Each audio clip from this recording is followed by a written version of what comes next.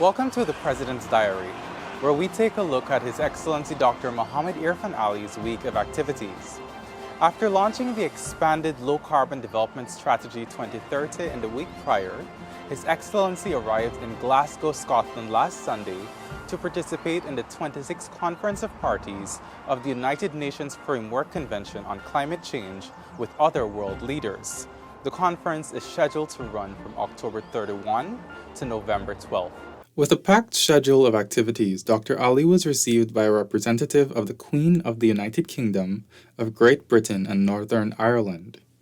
On Monday morning, the President met with the COP26 President and UK Member of Parliament Alok Sharma at the Scottish Event Campus in Glasgow. Discussion centered around Guyana's objectives and aims at the conference. Dr. Ali also updated Sharma on Guyana's expanded low-carbon development strategy that he launched last week, and Guyana's record on climate and environment-related matters over the past 12 years. By Monday afternoon, President Ali had already met with several Caribbean community leaders in Glasgow, including Prime Minister of Barbados Mia Mottley, Prime Minister of Trinidad and Tobago Dr. Keith Rowley, Prime Minister of Jamaica Andrew Holness, Prime Minister of Antigua and Barbuda, Gaston Browne, Prime Minister of St. Lucia, Philip Pierre, and President of Suriname, Chandrika Prasad Santokhi. Dr. Ali had also met Prime Minister of the Bahamas, Philip Davis, and other regional leaders while en route to Glasgow.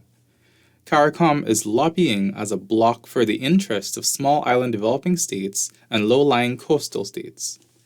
In the evening, President Ali shared a light moment with United States President Joe Biden and some CARICOM leaders. On Tuesday, President Ali attended the opening ceremony of the COP26 World Leaders Summit.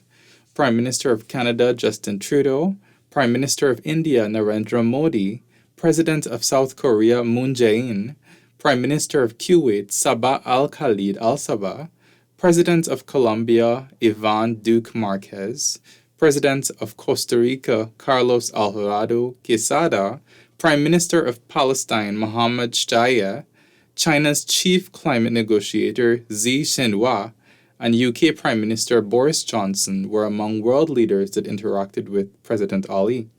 In his address, President Ali challenged the developed world to make the years leading up to 2030 the decade of decisive action, stressing that the survival of small, climate-vulnerable states like Guyana is on the line. The fate of civilization resides in the decisions we make here in Glasgow. The climate issue and crisis has given us an ultimatum.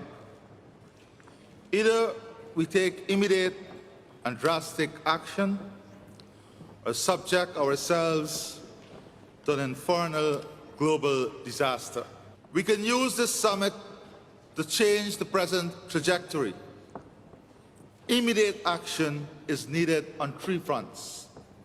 First, we must set more ambitious goals to reduce emissions, and we must honor to the letter those ambitions. Second, the pledge of US $100 billion per annum, made 1 decade ago, to support climate action must be met. Third, forest-rich countries must be provided with the incentives necessary to keep their forests intact and to reduce deforestation and forest degradation. His Excellency then attended the COP26 World Leaders Summit Action on Forest and Land Use event, which brought together an unprecedented alliance of governments, companies, financial actors, and non-state leaders to raise ambitions on forest and land use. President Ali joined over 100 world leaders signing on to a sustainable land use declaration.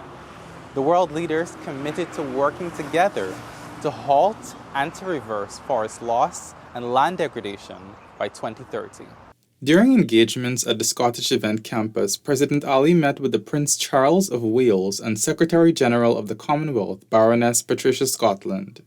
They discussed Guyana's forest management record, the Prince's support for forest conservation globally, and Guyana's expanded low-carbon development strategy 2030.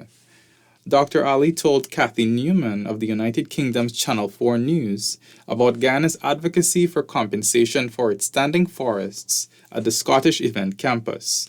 He also spoke about the development of the oil industry. In Guyana, we had one of the largest per capita carbon credit arrangement with Norway, where we got more than 200 million US dollars for our standing forests as a tool in storing carbon.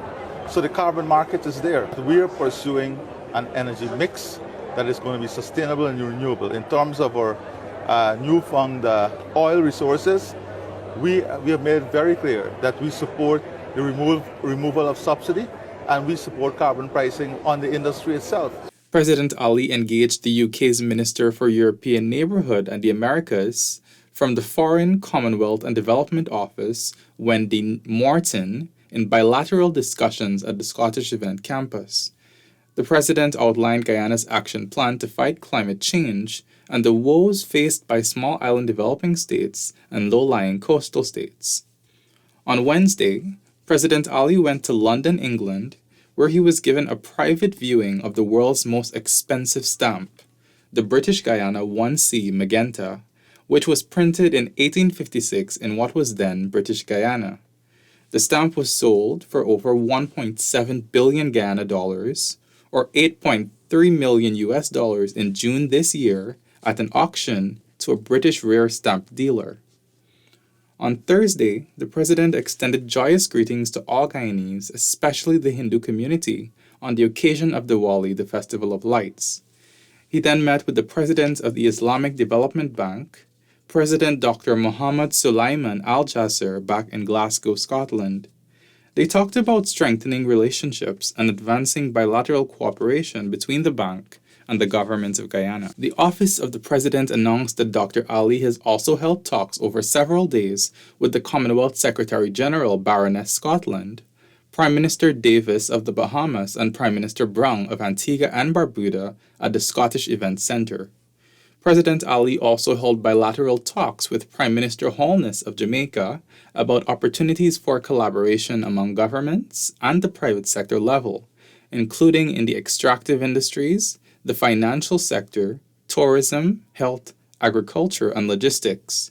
They agreed that these talks should be followed by reciprocal visits. On Friday, the President addressed a COP26 high-level event called the Climate Vulnerable Forum, during which he represented the interests of small island developing states and low-lying coastal countries.